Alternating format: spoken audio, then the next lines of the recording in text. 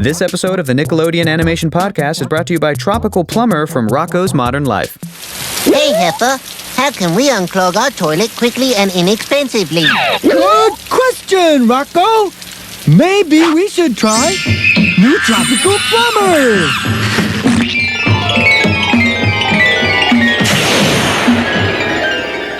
Tropical Plumber, unclog your pipes today. Oh! Tropical Plumber, there ain't no better way. Not available at any retail store near you. Unclog your pipes today. Nick, Nickelodeon.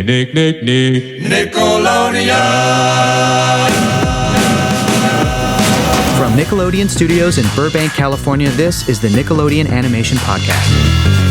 Hi guys, welcome to the podcast. I'm your host, Hector Navarro. As you all know, I am a huge fan of animation, but what you may not know is that I'm a huge fan of comedy, too. And our guest today is somebody who is killing the game at both. You know her voice from Cat Dog, The Legend of Korra, Adventure Time, Bravest Warriors, BoJack Horseman, and so many other shows. As a comedian, she is one of the most unique and brilliant voices, both literally and figuratively.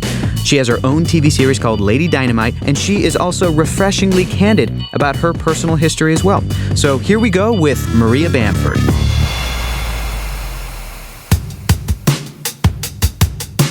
How are you, Maria? I'm very good, Hector. Thank you so much for having me on the show. This is a full circle. I started out as a receptionist at Nickelodeon, working for Apple One in Glendale. If you still want to work there, call up, set up an appointment, take the tests, and then you can work in a studio of some sort. Sort of the background. You're a cast member, but it's the less seen part of the show. And I started working as a receptionist, and then it was so lovely that I said, "Can I work here full time?" And they said, "Well, maybe." And then I was hired full time, and I worked here for a year. Wow. And I worked at the old studios, 4040 Vineland, when it was kind of it was like more of an office building shack, thatched roofs, and that can't be. As opposed to this incredible studio space that it is today. It's so creative and colorful. And yes. When I try to describe to people like walking around here what a thrill it is for me, I grew up on Nickelodeon, and I walk around and it just feels like, yeah, this is the place where Nickelodeon is, because it is so like, it's just action figures and dolls and toys and posters and colors and sensory overload. Overload. Yeah. It's very bright and. And like a world. Yeah. But I worked there, and they were making Rocco's Modern Life, and they had just started producing Cat Dog, and I worked there for about a year, and then I was voted Employee of the Month. What? Yes. And then in that same week, fired. That is amazing. That's great. What a nice letdown, I think. What a nice, It was a good, balance. It was kind of perfect. And I think what happened is that I was not a go-getter. I did not want to be a long-term administrative person. Right. And so I also made a little film with one of my coworkers, a co-secretary, about killing off all the Nickelodeon executives and it was a light-hearted romp. But I wonder if that had been part of it. Anyways, they were very kind. They gave us a month's salary and were told to go on our way. But then I got hired to do Cat Dog, a voice on Cat Dog. Peter Hannon, who had offices, said, "Hey, why don't you come in and audition for characters?" And he gave me the role of Shriek. Yeah. And he's remained a friend ever since. This That's very awesome. kind man. Oh, dog! I can't go on like this! What's the matter, my little poodly pie? Why must we hide our love? I want to tell the world! Tell the world what? What's going on here? None of your beeswax! But I'll tell you anyway! I love Dog and he loves me! Got it? Was that your first experience doing a voice for an animated project? Yes. What was that like? Well, I don't think there's anything easier or more delightful. You just go in and you do the thing. The only thing worse than a cat is a dog who hangs around with a cat. I'm still not good at enunciating. I hope that made sense. But you do what it is, and then they have you do it maybe a few times, and then you go to the soda machine if you're here at this new place, or they get the two different kinds of coffee. They have strong coffee, and then just regular coffee. Yeah. Maybe there's a free bagel lying around, or some older scrambled eggs from the morning crew. Yeah. And I think we've got some food right outside. Oh no, I checked it out. Okay, great. I took a look-see. Cat dog. Alone in the world was a little cat dog. I was going to say, Maria, you mentioned that it is the most easy and delightful job, but I feel like not maybe 99% of the Earth's population can do what you do. You have these incredible voices. You have this amazing comedic timing. So although it's very easy for you, I just want to give a disclaimer to anybody listening. Like, you got to be Maria Bamford level to have it be easy for you. So I appreciate that, but I also think I'm also I also want to be supportive to people out there that you can do whatever you set your mind to, turtles. Absolutely. Dream a little dream. You make your own stuff. Absolutely. That's a great thing. I just am it's a golden age of creativity where you can make whatever you want and then put it out there and find an audience for it. And it is it's just so exciting and inspiring. No excuses, people. No excuses, right? Your motto, I believe. There is no gatekeeper. You're the gatekeeper, okay? Am I right? Why aren't you letting yourself in? Can you talk a little about some of your creative influences in comedy or anything growing up? What were some of the things that you were really attracted to? I love Steve Martin. We'd listen to Steve Martin over and over again. Yeah. Eddie Murphy, his first album, we listened to on a tape in the car over and over again. When you say we, is it your family? My entire family, That's awesome. Yeah. It was, I don't know if my mom was laughing, but we all laughed. And we would watch Saturday Night Live. Yeah. It was so exciting to stay up for that. And I don't know if I had wanted to be on that show. Of course, I realized once I moved out here and I went through the Groundlings program, which is kind of a feeding school for SNL. Absolutely. And I didn't realize, again, how much work goes into it. Like that is a heavy schedule and tons of pressure. And so I went almost through the entire Groundlings program, and then I was like, oh, this is just going to it's just going to be more. Yeah. Like, and people were working so hard during that. And I was like, I think, and I wasn't as good as working with others. Like I just got very, I'm not very good at standing up for what my own opinion is or acquiescing to any other thing. Like I like to be either led completely, or be an individual and run for the hills. And so at least at that point of maturity in my life, I just was like, I think I'll just focus on stand up and let go of my SNL dream. Yeah. And just enjoy SNL because it is a wonderful show. It's great.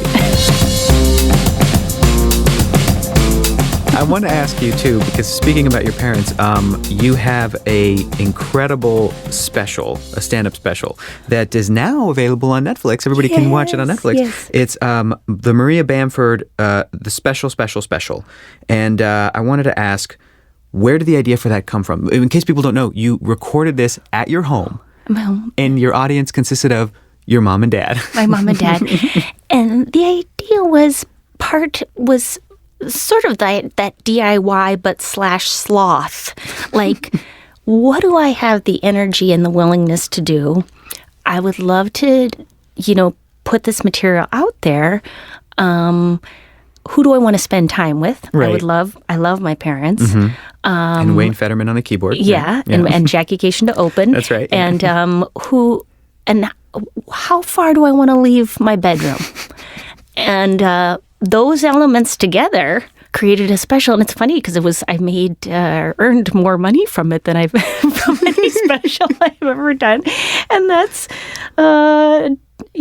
wonderful.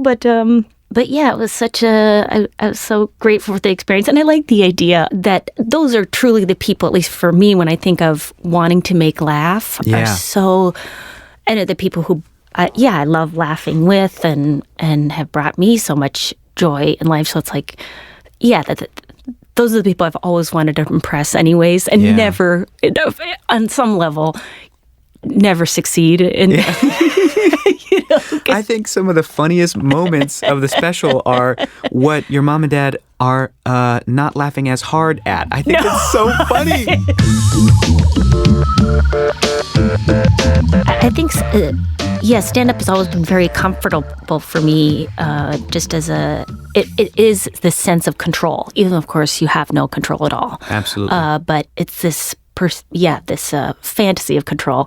And so it's like you get to plan something and perform it, and it also feels very safe. Like people go, oh no, it's terrifying. It's like, no, it's actually quite safe. Yeah. Like you're not, there's rarely any interaction. And if there is interaction, it's normally positive.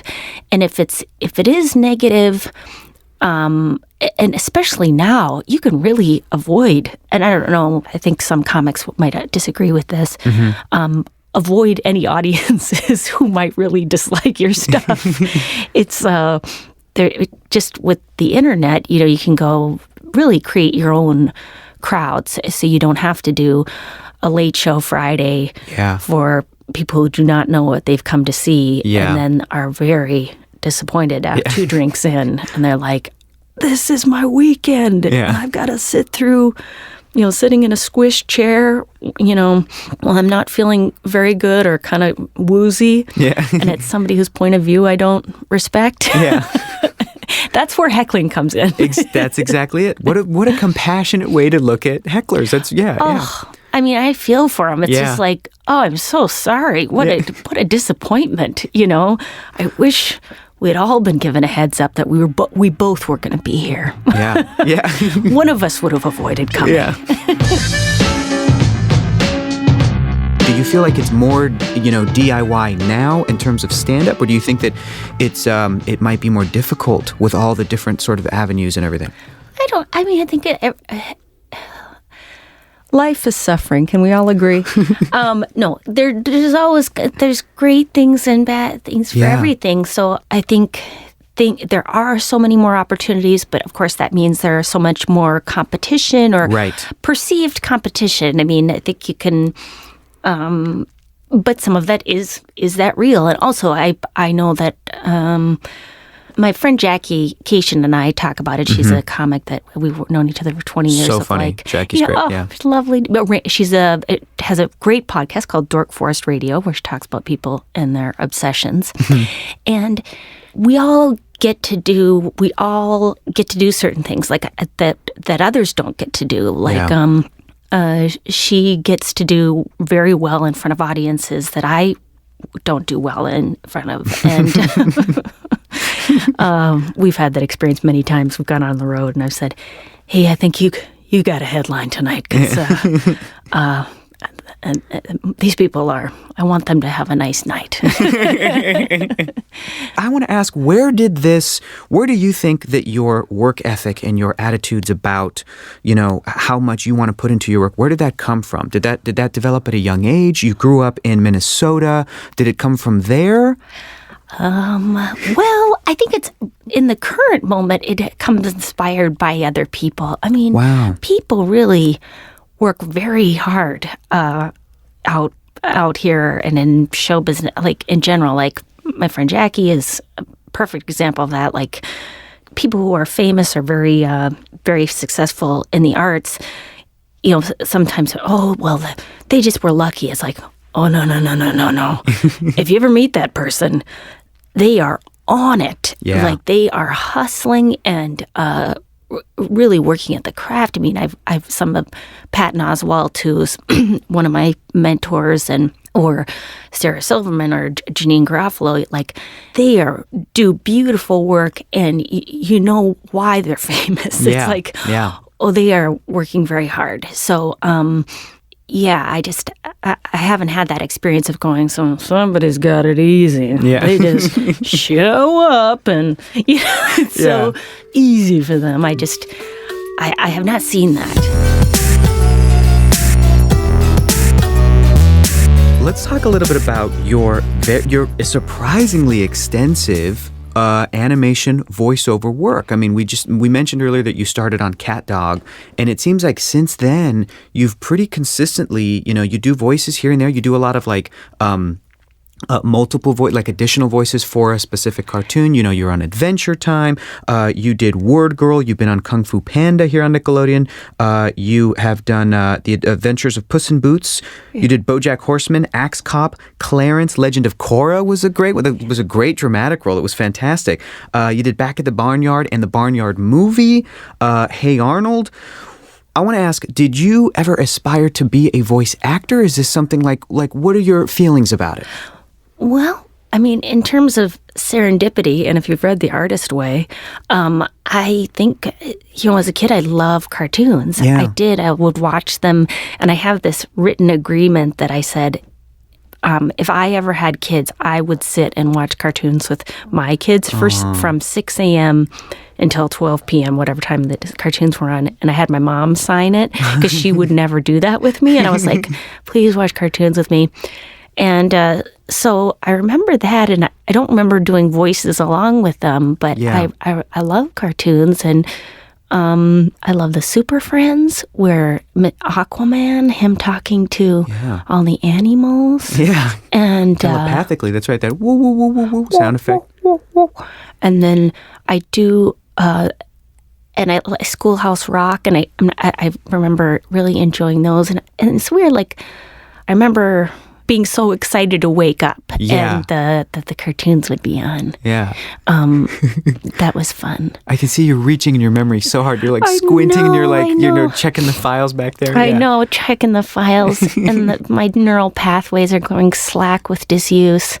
But I think I did do some voices. I remember a commercial I would mimic. Pearl Drops, it's a great feeling for Pearl Drops tooth polish. But then I remember that my voice was not, there weren't positive reinforcement of my own voice. In Girl Scouts, I think somebody told me to stop talking like a baby. Okay. And now I guess I'm an old baby. Now you make money off of it, so yeah. Pow, pow. She ain't so hot. What has he got that I don't got? A dress!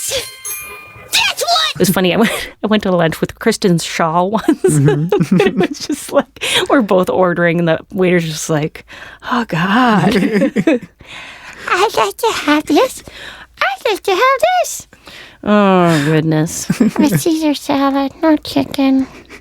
But I guess I'm so grateful to have found this type of work. Yeah. Because it's good for introverts too. Because you don't have, it's not in front of a billion people. Yeah, we've talked about this on this show even before, that there's a level of anonymity that you get because it's an animated face and it's not your face. So do you find that it gives you more freedom? I really enjoy that. I love and I love it when everyone can perform together. Yeah. That's super fun. What has the fan reaction been like from, I know we talked about it right before we started, of your animation work? Have you done any sort of like conventions or any sort of, A little bit. Yeah. I don't think I'm as charming in public. Disagree. I disagree. I know, that's very kind of you. I've been to animation conventions and just watched some people. Tom Kinney, of course, is one who are just so fast and quick on their feet, as well as being able to know so much about animation history and all the animation that's going on. So I feel like I'm not as big a draw. Like, Maria, what about episode 2 of the, oh no, she doesn't know. How embarrassing.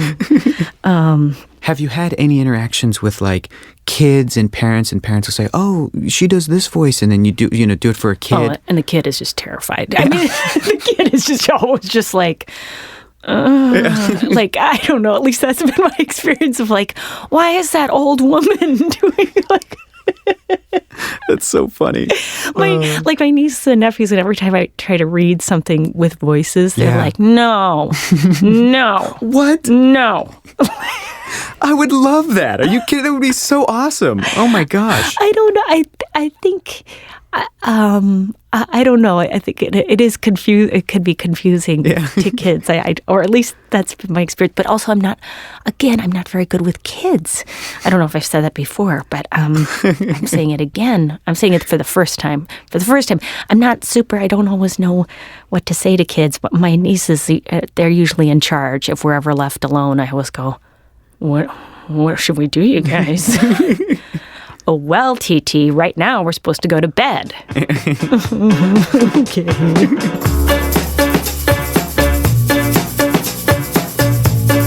Maria, do you have a project that is related to animation, like a dream project that you would love to do a voice for, something you haven't had a chance to do yet?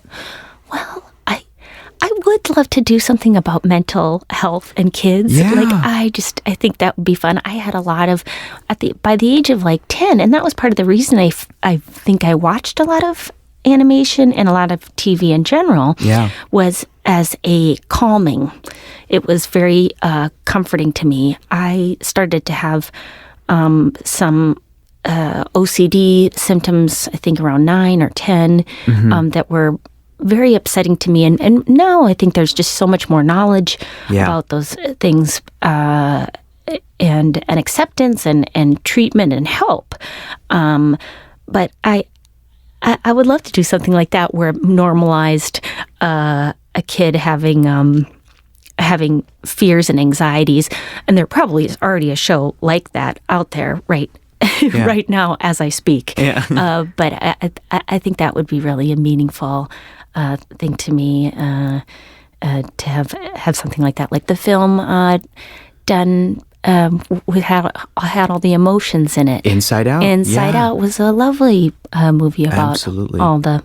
And I think it was a really big deal for a company like that, like Pixar, to make a movie about even emotions. You know, it's a great step in that sort of direction about talking about emotions and mental health and to be able to package that stuff for kids, which is just so not really done. Yeah, and I think. I mean, not to really get dark, Nickelodeon, but, you know, there is isolation in our society and pressure on kids to become something or achieve something, you know, a fame or and, you know, I feel it, obviously. I'm in show business, so it's like I think that spoke to me as a kid of like, oh, I'll be in a play or be in entertainment, and if it helps for people to talk about it for a show to have those themes, then that's wonderful. Tell us a little bit about Lady Dynamite. Oh, yes. It's a loosely based show about my experience. I had a sort of a mental breakdown in 2011, I believe, and it's kind of the experience of going towards this goal of, I'm finally going to make my living from show business and things are going great. And at the same time, I was feeling worse and worse and worse. And then what happened, and then I couldn't work for about a year. And then what happens afterwards, which I guess is today, which is trying to slow down, not have as many gigs. I don't tour international anymore because I think that affected my brain health. Yeah. And then also allowing other things that help mental health, having more relationships, finding I now am married, have my beloved my hubby, which I think in the past, I don't know if it was mental health or illness or whatever, but sort of that idea of like, when I'm perfect, I'll meet somebody and then they'll be perfect and we'll be perfect together. And it's like, no, don't wait for it. Yeah. Just, it's okay to love someone, allow yourself be loved and to love someone and just now and not wait for some spectacular moment Yeah. in the future. I love that. Don't wait for it. I love that. You can apply that to literally everything in life. That's so great.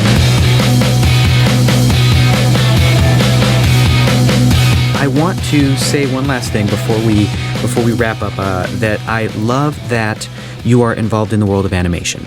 Because to me, I see animation as something that is so positive and that helps so many people, especially young people, even if they might not even know it. You know, Yes. we've heard so many stories of kids that if they've had happy childhoods, cartoons were there. And if they've had difficult childhoods, cartoons were there. And they were that escape. So if it hasn't happened yet, I have a feeling that people are going to be coming up to you and they're going to say, thank you so much for your work, for being a part of shows like Adventure Time and Legend of Korra, because that's what those cartoons did for me growing up. And I think that that's awesome. And it's, I feel like it's kind of similar to what you have, you know, taken and done with your career in stand-up. And a lot of people outside looking in, they see stand-up as something that can be so difficult and so negative and very cynical, and you know, but you have made it to make it into, turn it into a very positive thing, and you've surrounded yourself with great people, and you've done a wonderful thing with it. So I just wanted to say, I'm glad you're in. Oh, Maria, no, God, little guys, so much, so loving. It's all That's it is, another thing love. about show business too. Yeah. Show business is so loving. I mean, I know that it's you know, there can be some ghosting going on. Of course, we all disappear and never call each other again. Yeah. But in the moment, you know, like people are very, Yeah. you know, well, like we all are caring and loving because there's a lot of artists and stuff. Anyways, that's my pitch for Los Angeles. Because sometimes people say Los Angeles is shallow. Yeah. I think it's just that it's too far to drive to see people again. yeah, It's like, I love you and I got to go. It is a 50-minute drive back to absolutely. Venice. I got to finish my book on tape, and Yeah, I gotta go attend to my garden. But I love you right here. But now I got to take off. Yeah. That's so great. So, Maria, thank you so much for coming in today. Thank you so much for having This was me. a pleasure, and you're the best. Thank you, Hector.